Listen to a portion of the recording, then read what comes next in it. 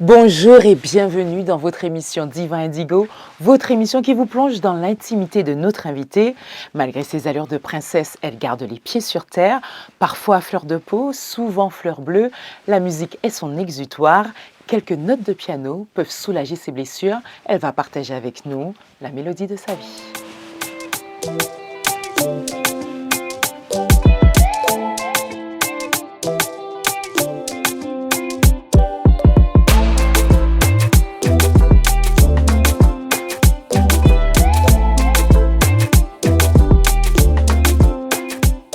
Bonjour Jeanne.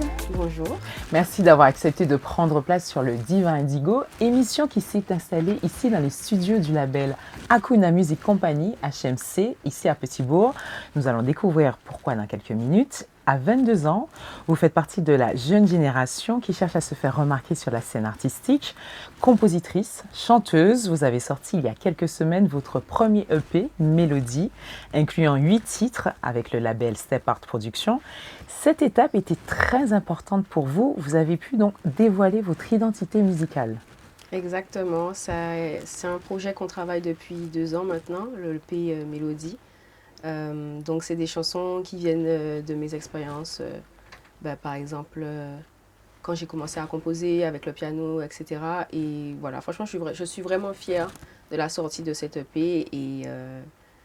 Et ouais, c'était vraiment une carte d'identité. Vraiment affirmer mon identité musicale.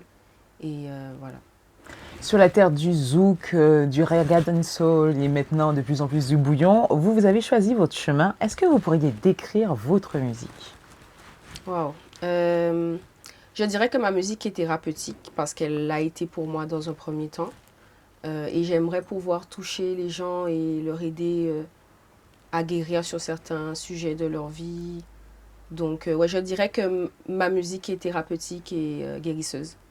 On va revenir sur cet aspect thérapeutique, mais en termes de sonorité, comment vous pourriez, dans quelle catégorie vous pourriez mettre votre musique? C'est une question très difficile à répondre, en vrai de vrai.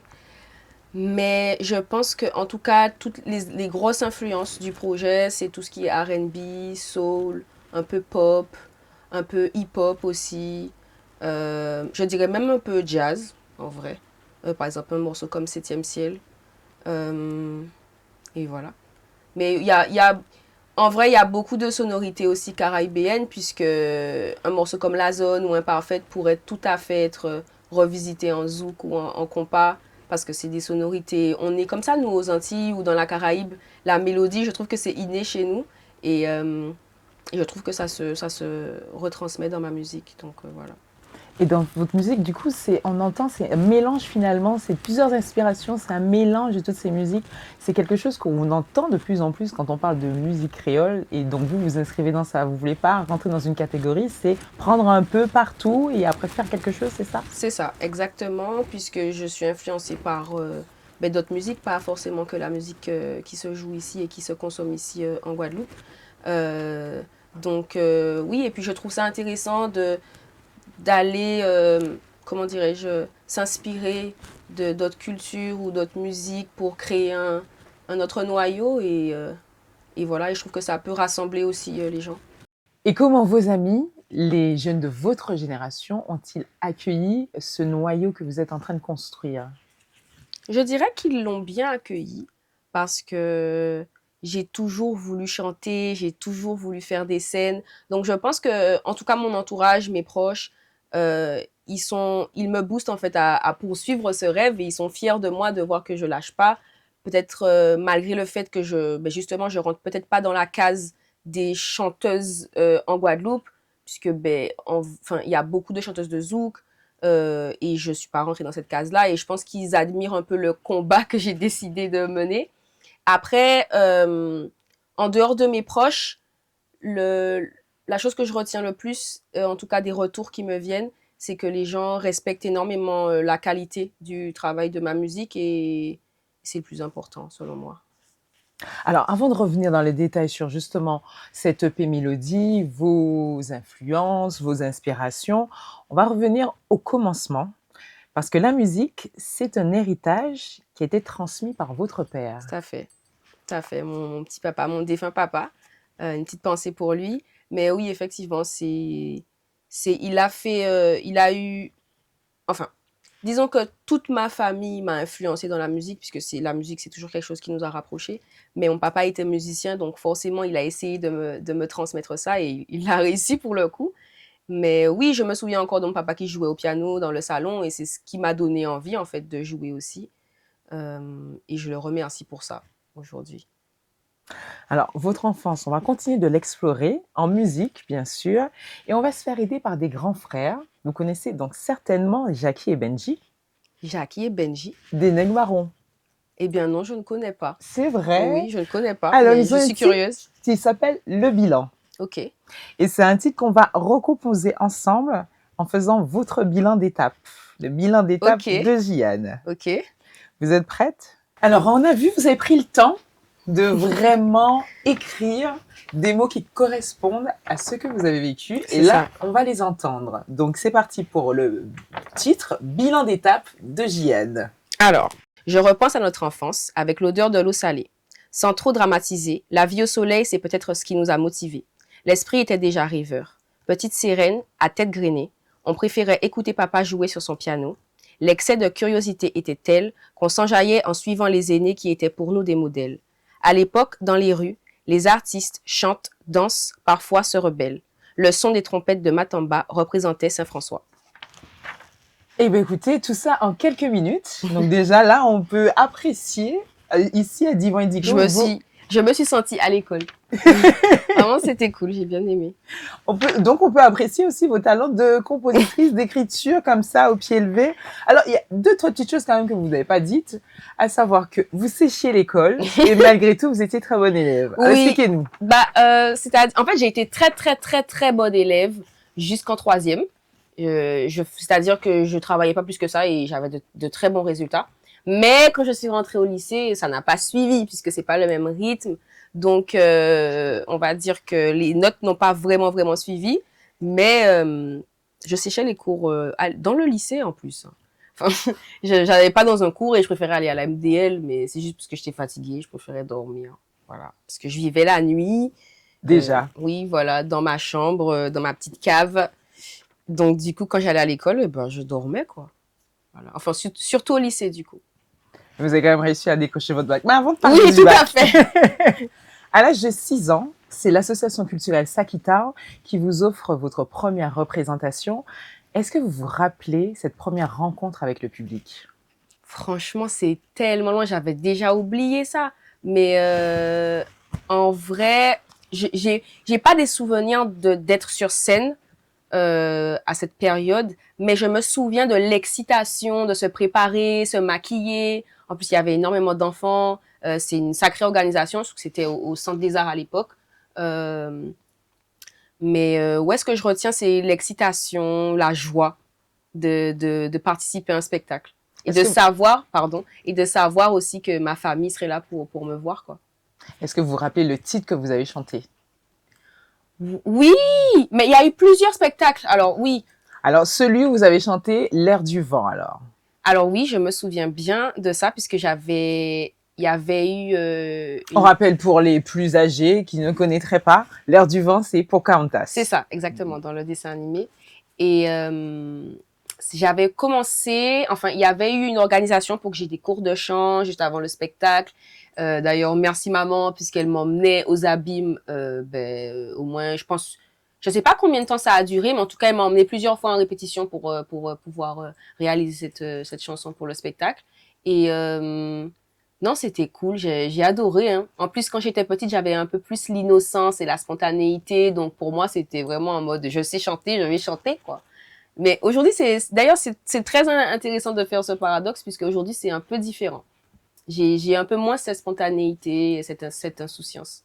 On va rester d'abord un petit peu dans l'enfance, parce Mhm. que là, on a parlé de votre représentation, mais quand vous rentriez à la maison, quand vous étiez à la maison, vous aviez dans les oreilles les morceaux qu'écoutait votre grande sœur Tracy.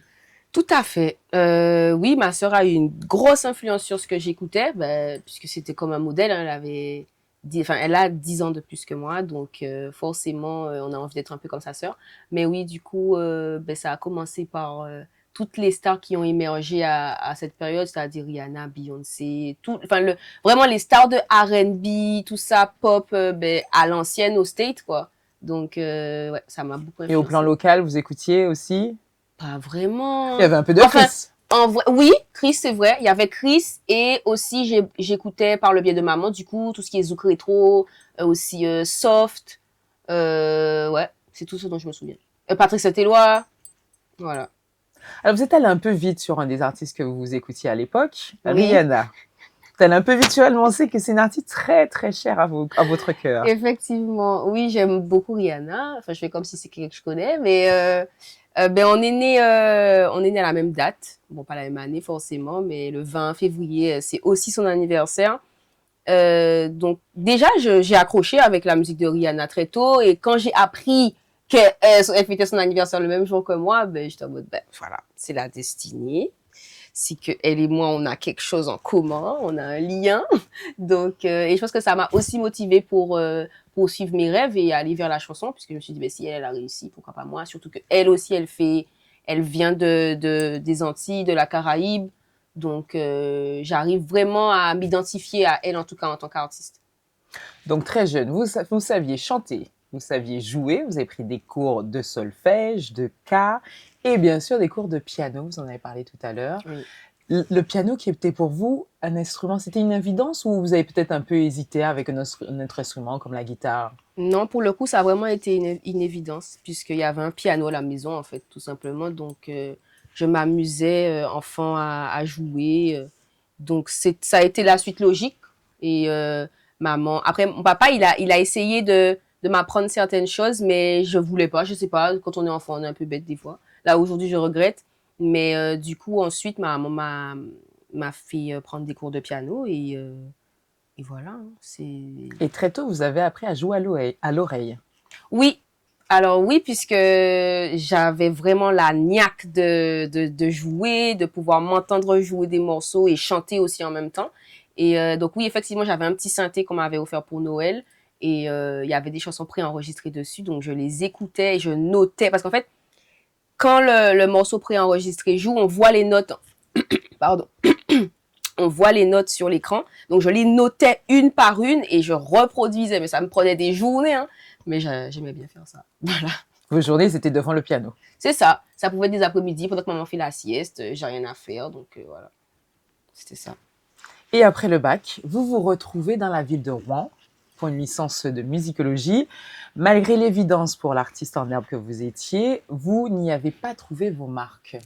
C'est ça. Alors, je pense que je suis partie en France parce que j'avais envie de partir de la Guadeloupe, de m'émanciper un peu. Donc, je pense que c'est le premier facteur qui a fait que je suis partie. Mais quand je me suis retrouvée du coup à Rouen, j'étais en mode, mais en vrai, c'est pas vraiment ce que tu veux faire. Puisque je me suis retrouvée dans une licence, c'est quelque chose qui reste très vaste et très théorique.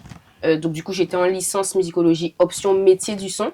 Et en fait, je voulais pratiquer tout de suite. En fait. Je voulais me retrouver en studio, déjà commencer à comprendre comment enregistrer, etc.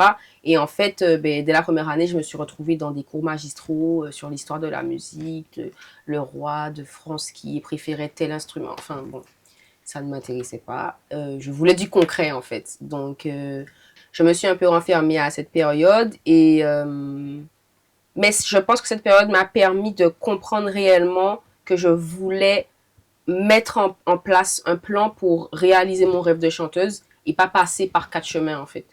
Donc du coup, c'est là où j'ai commencé à écrire vraiment et à composer au piano, puisque du coup j'ai hérité du piano, du synthé de mon père. Enfin, mon tonton l'a ramené pour moi pour que je puisse jouer avec le piano de mon Donc, papa. suite au décès de votre C'est ça, père. voilà, suite au décès de mon père.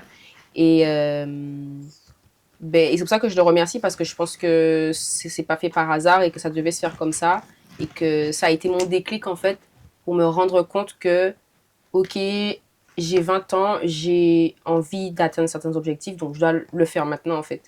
Et ça m'a vraiment permis de créer une relation avec ma musique et ouais, c'est une période qui a été bénéfique en vrai. Je suis jamais allée en cours Mais c'est une période qui a été bénéfique puisque j'étais toute seule dans mon 9 mètres carrés à ressasser le passé, à savoir qu'est-ce que je voulais pour la suite. Et ça m'a fait grandir.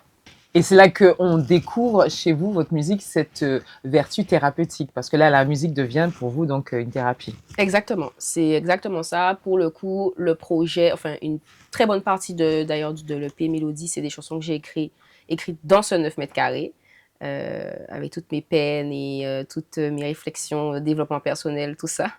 Donc oui, effectivement, la musique m'a beaucoup aidé à cette période à avancer et à continuer à avoir foi en mes rêves. Et la musique a toujours cette dimension thérapeutique. Vous cherchez encore à guérir de quelque chose aujourd'hui? Alors aujourd'hui, c'est-à-dire par exemple, en ce moment, je suis pas dans une phase vraiment de création où je fais de la musique, mais je suis plus à échanger avec les autres, c'est-à-dire quand je vais en scène, en showcase, etc. Et c'est ce que je suis en train d'apprendre aujourd'hui. Et je pense que ça a aussi son aspect thérapeutique parce que venir en face de plusieurs personnes comme ça, nues et chanter, ça reste une épreuve. Même si en tant qu'artiste, on sait qu'on a à le faire, ça reste quand même quelque chose qui est difficile à faire, il faut le dire. Donc, ça me permet d'avoir plus confiance en moi, de m'affirmer et aussi, du coup, en deuxième phase, d'aider aussi peut-être certaines personnes à se voir dans certaines de mes chansons et à pousser des réflexions. Donc la première chanson que vous avez écrite, c'était Enchantée. Suivront Imparfaite et Dans la zone, que vous avez composé et écrit. Et il y a 4 ans à peu près, vous avez décidé de publier sur les réseaux sociaux donc Imparfaite. Et là, vous avez eu une belle surprise. Oui, alors en vrai, les gens m'ont tout, enfin, dès que je partageais ma musique ou ce que je faisais, les gens m'ont toujours poussé et j'ai toujours eu des bons retours et je suis reconnaissante pour ça. Donc en vrai, oui, Imparfaite, je me souviens, j'avais sorti ça sur TikTok, c'est le premier réseau social sur lequel j'avais posté la vidéo et les gens étaient choqués, enfin ils aimaient beaucoup ce que je faisais et moi j'étais contente parce que j'étais pas vraiment sereine étant donné que c'était ma première composition. Et ouais, donc du coup, ça m'a donné envie de faire plus et ça donne confiance. Mais ouais. Je suis imparfaite, j'ai du mal à l'avouer. Que je suis imparfaite, j'ai du mal à l'avouer. Vous démarrez Imparfaite en affirmant « Je suis déboussolée, je perds le nord, je fais la liste de mes défauts ». Quels sont vos défauts, Gienne? C'est une question super intéressante. En vrai, j'en parlais récemment avec une amie. Le premier, je dirais que j'ai tendance à beaucoup me renfermer. C'est-à-dire si je vais pas bien, j'ai beaucoup m'isoler, pas donner de nouvelles. Il y a ça. Sinon, je pense que... Qu'est-ce qu'il y a d'autre? Je sais pas, je suis un peu impulsive. Mais c'est avec mes proches. Les gens que j'aime beaucoup, je suis un peu exigeante avec eux. Donc, du coup, ça me rend un peu moins douce, on va dire. Je sais pas, qu'est-ce qu'il y a d'autre? Non, je pense que c'est tout. Hein. En tout cas, une partie de ces défauts, on les retrouve dans vos chansons parce que finalement, vos chansons parlent de vous. Oui, tout à fait. Oui. Mais ouais, je pense qu'en vrai, mes défauts, mon premier plus gros défaut, c'est que j'érige une grosse carapace autour de moi, malgré le fait que je sois très sociable, que j'aime parler avec les gens, mais je crée toujours un peu cette distance, ce qui fait que des fois, ça m'empêche de profiter vraiment du moment présent avec certaines personnes, même des gens de mon entourage. Donc voilà, je suis un peu tout le temps stressée, essayer d'anticiper les choses, voilà. Alors, on va continuer à vous découvrir grâce à vos chansons. Vous êtes aussi une princesse. Tout à fait, puisque mon père m'a toujours dit que j'en étais une, et ma mère aussi d'ailleurs. Mais je pense que c'est ce côté chez moi qui me permet de me rassurer et qui permet aussi d'avoir confiance en moi. Et puis voilà, ça fait toujours du bien de se valoriser. Donc avec la couronne, on a plus confiance en soi. Ben, bien sûr. this is me. Look at me, I'm a princess. Mais oui, non, ça fait toujours du bien. C'est le self-love, quoi. Et je pense que c'est le plus important, donc j'essaye de le travailler. Vous avez aussi un tempérament de feu. Franchement, oui. Oui, en vrai, oui. Pas tant que ça, mais oui, un petit peu. En fait, ça dépend. Je dirais qu'il y a il y a une petite dualité entre la Gianne qui est dans l'action, qui a justement ce caractère un peu de feu, et il y a la Gianne qui est beaucoup plus calme, beaucoup plus posée, plus réfléchie. Donc, je dirais que c'est deux dualités que j'essaie de travailler pour que ça puisse se mettre ensemble et créer un joli noyau équilibré. Et du tempérament de feu sort une certaine imprévisibilité. Oui, il est vrai. En fait, je réagis un peu à tout. Je suis au gré de mes émotions. Peut-être que c'est ça, du coup. C'est cool hein, de discuter avec vous parce que du coup, on se rend compte. Mais grâce à vos chansons. On se rend compte. Mais je dirais que c'est ça, en vrai, mon plus gros défaut, c'est que j'ai tendance à être un peu trop au gré de mes émotions, en fait. Donc, j'essaye de me dire non, tu n'es pas ton émotion. Tu la ressens, mais elle ne t'appartient pas. Voilà. Sinon aussi, vous êtes une femme romantique. Tout à fait. Alors, vraiment amoureuse de l'amour. Je souris parce que je pense à la personne qui est dans ma vie. Mais qui est très importante artistiquement oui, en plus. Tout à fait. C'est une muse, ça a été une muse pour des sons du projet d'ailleurs. Mais moi, j'aime l'amour. J'aime être aimée, j'aime aimer. Que ce soit mon compagnon ou les gens de ma famille, ma nièce, mon neveu. J'aime l'amour en général, quoi. Comment s'appelle votre compagnon, votre muse? Il faut qu'il ait un prénom. On est vraiment obligé de dire le prénom. Bon, je sais que vous êtes pudique, mais si j'insiste, c'est parce que c'est une composante, vous venez de le dire, c'est une composante de votre art. Oui, c'est vrai. Après, je préfère garder son prénom anonyme, mais oui, en tout cas, cet homme m'a beaucoup aidé dans ma musique et en tant que femme, tout simplement. Et je le remercie pour ça. On va garder son nom secret, on va aussi garder son identité, bien que je peux dire quand même qu'il est dans un de vos clips, mais je ne dirai pas lequel. Ah ouais, elle balance les temps, clairement. Oui, ben écoutez, ça fait une petite chasse au trésor, voilà. On est bien d'accord. Donc en 2020-2021, vous êtes de retour en Guadeloupe, après donc toute cette période passée dans la ville de Rouen, qu'on vient de rappeler. Et là, vous entamez une collaboration avec le label HMC. Nous sommes donc dans le studio, ce studio qui devient votre second chez vous. Tout à fait. Alors déjà, la collaboration vraiment avec Akuna Music Company, elle a commencé en 2020, réellement, et ça a continué. Mais oui, effectivement, donc je suis rentrée en Guadeloupe en 2021 et j'étais tout le temps ici, puisque j'ai enregistré le projet, en fait. On travaillait le projet, tout ce qui est finir les instrumentales, les prods, avec YSN, le beatmaker. Et c'est énormément de travail, puisque par exemple, un son, on peut passer 4 à 5 heures à l'enregistrer. Donc, du coup, je dormais ici, je mangeais ici, je me douchais ici. Ouais, c'était clairement une deuxième maison. Vous avez bien trouvé le mot. Et ça a été donc profitable pour votre projet. Est-ce que c'est vous qui avez choisi les thèmes abordés? Tout à fait. Alors, oui. Toutes les chansons, elles ont été, enfin la démarche en tout cas au niveau du sujet, du thème, ça a été avancé par moi et Chemsy m'a suivi, m'a toujours suivi. Chemsy qui est? Cœur sur eux. Akuna Music Company du coup, oui. Cœur sur eux. Parce que ouais, ils m'ont poussé et ça fait plaisir.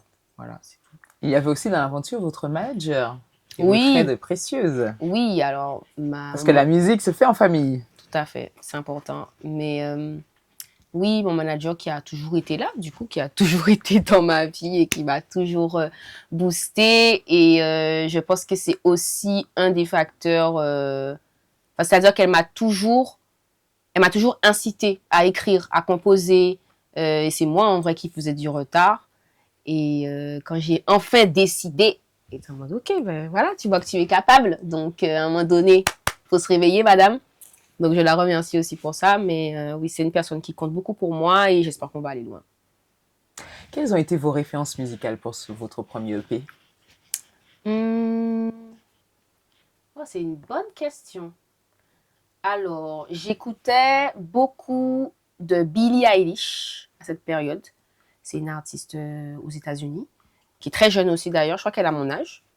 Billie Eilish, Rosalia, c'est une artiste. Alors, je peux pas me dire de bêtises, donc je vais pas dire. Mais en tout cas, elle parle espagnol ou portugais. Je ne suis pas sûre. Renseignez-vous, voilà. Euh, mais du coup, au niveau des styles, c'était des chansons très douces, qui te font réfléchir, voilà.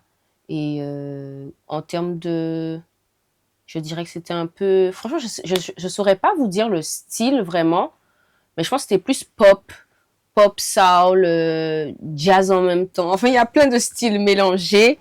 Ça vous a aussi certainement inspiré dans votre démarche à vous, parce que vous Oui, avez expliqué que vous aussi, vous aimez mélanger les tout à styles. fait.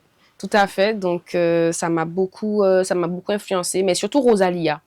Vraiment, Rosalia, Billie Eilish, ça tournait en boucle dans le 9 mètres carrés.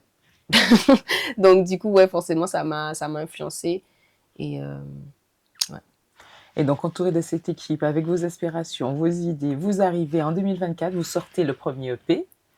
Vous vous rappelez de votre première scène avec vos chansons à vous? Ben, je dirais la release du projet. Du coup, c'est un événement qu'on a organisé pour faire découvrir le projet en live, du coup, aux gens. Et ça s'est super bien passé. D'ailleurs, les musiciens étaient au top.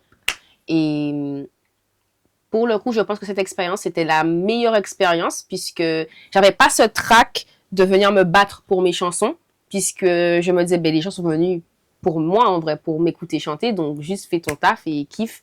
Et je pense que c'est une des premières scènes où j'ai vraiment pris plaisir à chanter pour les gens. Et en plus, j'adore chanter avec des musiciens en live. Pour moi, c'est l'essence même de la musique. Donc, c'était vraiment une expérience très gratifiante. Et je suis contente de l'avoir fait. Est-ce que vous préparez maintenant votre premier album? Parce que l'EP, on rappelle, c'est entre le single et l'album, mais ce n'est pas encore l'album. Est-ce que C'est vous, ça. vous préparez maintenant votre premier album? Alors, pas en ce moment même, mais très prochainement. Très Vous avez prochainement. une idée de à quoi il pourrait ressembler? Quel thème vous pourriez aborder? Quel thème? Franchement, je sais pas. Je sais pas. Mais en tout cas, peut-être au niveau des styles musicaux plutôt que j'aimerais, les sonorités que j'aimerais avoir dans ce projet, je pense que j'aimerais vraiment me rapprocher de la musique. Enfin, comment dirais-je? J'ai pas envie de dire la vraie musique parce que j'ai pas envie de, je sais, comment on pourrait dire ça? Je n'ai pas envie de dénigrer les autres artistes, c'est pas du tout mon but. Mais voilà, revenir à cette notion de musique live, de chanter avec des musiciens. Et j'aimerais que mon album ait ces sonorités, que quelqu'un mette ses écouteurs et qu'il ait l'impression de vivre un peu un concert live, quoi. Euh, donc ouais, je pense que pour l'instant, en tout cas, des idées que j'ai pour cet album, ce serait ça. Que quelqu'un puisse écouter un projet et ressentir vraiment toutes les vibrations de tous les instruments, de ma voix. Et ouais, ce serait cool. Nous arrivons dans la dernière partie de cette émission, appelée Sur le divan, mais nous allons rebaptiser cette partie et l'appeler comme dans les rêves de JN. Ok. Première question, donc 10 questions, il faut répondre en 50 secondes à chaque question. Ok. C'est très cool. Ça va aller. Voilà, vous savez relever les défis. Vous avez montré d'ailleurs tout à l'heure en réécrivant une partie du bilan d'Eneg Marron. Alors, première question, vous êtes prête? Oui. Première question. Avec quel artiste souhaiteriez-vous collaborer dans vos rêves? Je dirais Rihanna plus rapidement, mais musicalement vraiment, je dirais Ray. C'est une artiste qui est en Angleterre, à Londres. Et voilà. Ça s'écrit R-A-Y-E. On va tous vérifier. Sachant que vous avez déjà eu plusieurs collaborations, notamment là, on parle des artistes de l'archipel, et notamment Nerka. Oui. Là, il y a 3 mois, vous avez sorti un morceau avec lui. Tout à fait. Nerka, très, très, très bel artiste d'ailleurs. Vraiment, il est très fort, il est doué. J'aime beaucoup ce qu'il fait, talentueux. Et j'apprécie encore plus cette collaboration parce qu'en fait, il m'a aidé aussi pendant la séance studio, puisque j'avais pas, avant NRK, j'avais pas vraiment eu d'expérience de collaboration, de feat avec quelqu'un. Et il a su me mettre à l'aise, m'aider à m'affirmer en fait en tant qu'artiste. Donc non, vraiment c'est cool. J'espère avoir d'autres collaborations comme celle-ci. Vous avez déjà un nom d'artiste dans l'archipel en tête? Je dirais Nico. Je dirais Nico. D'accord, Mais donc si Nico nous écoute, Jeanne est prête. je pense qu'il sait que je suis prête. Ah, il sait déjà. Oui. Très bien. Je dis, Nico, on t'attend. Voilà. Quelle récompense souhaiteriez-vous obtenir décrocher dans les rêves de Jeanne? Wow. Réponse bien sûr musicale.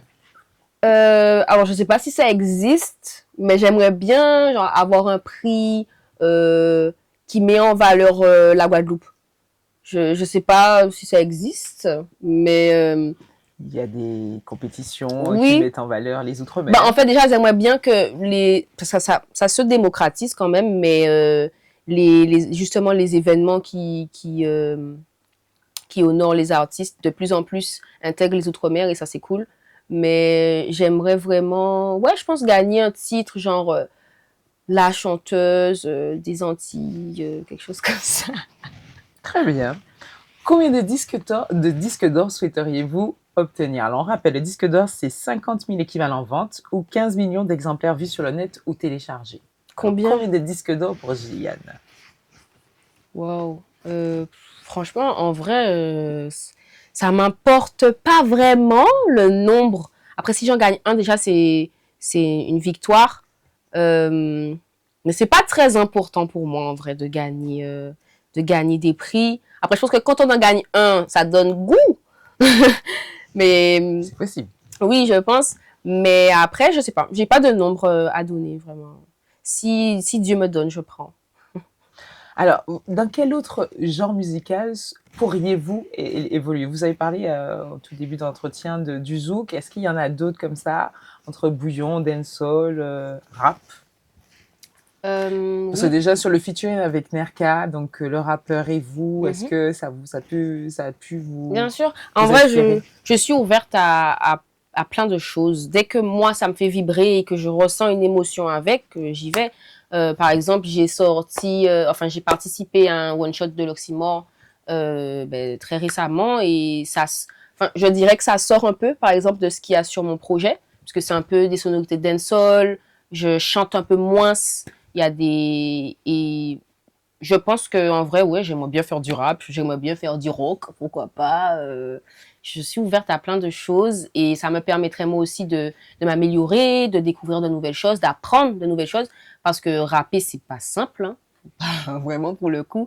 Moi qui ai commencé avec la chanson et qui essaye un peu de changer par exemple de flow ou d'essayer des choses, je me rends compte que la diction c'est pas pareil, etc. Et j'aimerais en tant qu'artiste être capable de faire plusieurs choses avec ma voix. Donc, franchement, let's go. J'aime la musique, donc Vous êtes je ouverte. suis pas, voilà, je Les suis pas portes sont fermée. ouvertes. Je suis pas fermée.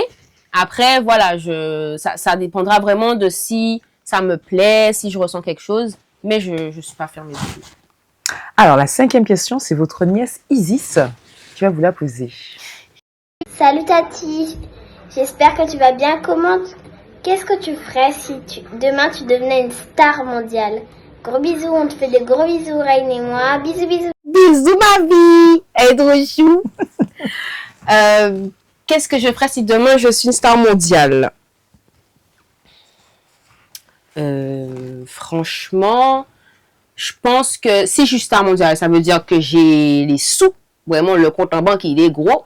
Donc, déjà, je pense que je fais une école. Je crée une école ici en Guadeloupe pour les artistes, que ce soit chant, rap, en savoir enregistrer, tout ce qui est en rapport avec le spectacle, la musique, l'art. Je crée une école pour que les jeunes talents d'ici puissent s'émanciper.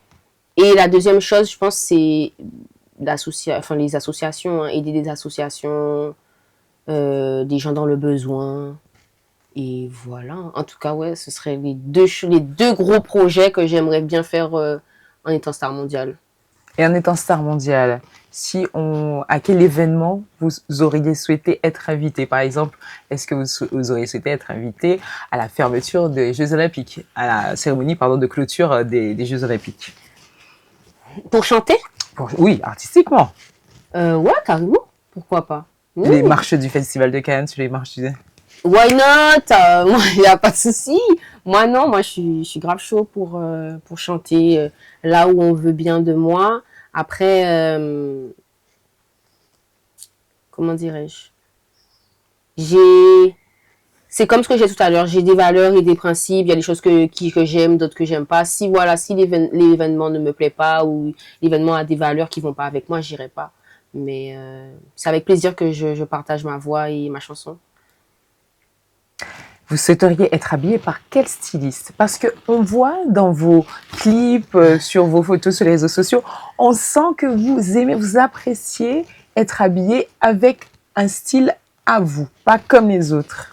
Effectivement. Ben, shout out to Linley Désirée, puisque c'est elle, ma styliste attitrée à ce jour, et qui répond toujours présente à toutes les folies qu'on a en tête. Si vous aviez le choix. Si j'avais le choix, il y a une marque de luxe que j'aime bien qui s'appelle Miu Miu. Je sais pas si vous connaissez. Mais j'aimerais bien être habillée par Miu Miu. J'aimerais bien être habillée par aussi la marque de A$AP Rocky, le mari de Rihanna. Parce que j'aime bien il a fait un défilé récemment là pour la Fashion Week à Paris et j'ai beaucoup aimé le défilé. Donc ouais, pourquoi pas. Mais encore une fois, hein, je suis pas fermée. Hein. Donc, mais après, c'est depuis 2 ans que je m'intéresse un peu à tout ce qui est fashion, mode, tout ça. Donc, je pense qu'au fur et à mesure, je vais commencer à avoir des noms en tête, etc. Vous avez plus de noms pour voilà. le prochain rendez-vous avec Diva Indigo. Gianne, vous voudriez écrire pour qui? Waouh. Ben Rihanna. J'aimerais bien écrire pour Rihanna. J'aimerais bien écrire pour... Qui d'autre? C'est une très bonne question. Je sais pas. Rihanna, je dirais en premier lieu. Et ensuite, I don't know. Franchement, je sais pas. C'est la première personne qui m'est venue en tête. J'ai le temps d'y penser, certainement. Quel est le plus beau compliment qu'on puisse vous faire? Ta musique me fait du bien. Ça, ben, pour moi, c'est le plus important. C'est que ma musique, en tout cas, n'a pas failli à sa mission. Dans le sens où, comme je disais plus tôt, ma musique, j'aimerais bien qu'elle aide les gens à réfléchir sur certaines choses. Et quand on m'envoie des messages pour me dire, voilà, j'écoute ta musique pour me mettre au travail, ou quand ça va pas, j'écoute ta musique, etc. Mais franchement, cœur sur vous, quoi. C'est vraiment le meilleur compliment. C'est ça. Quel cadeau l'artiste souhaiterait faire à sa mère? Wow. Le cadeau que j'aimerais faire à ma mère. Alors, c'est pas un cadeau physique, c'est pas un objet, mais je dirais que le plus beau cadeau que j'aimerais faire à ma mère, c'est de réussir vraiment à trouver ma place en tant que femme dans cette société, à être affirmée, indépendante, financièrement, tout ça, vraiment être qu'elle soit fière de moi en fait, qu'elle soit fière de moi et qu'elle n'ait pas à s'inquiéter pour sa fille. Gianne, merci d'avoir accepté de répondre aux questions de Diva Indigo, d'avoir partagé ce moment en toute intimité avec vous. On se retrouve très vite pour un nouvel épisode de Diva Indigo. N'oubliez pas de vous abonner sur les réseaux sociaux pour ne rien rater. À très vite.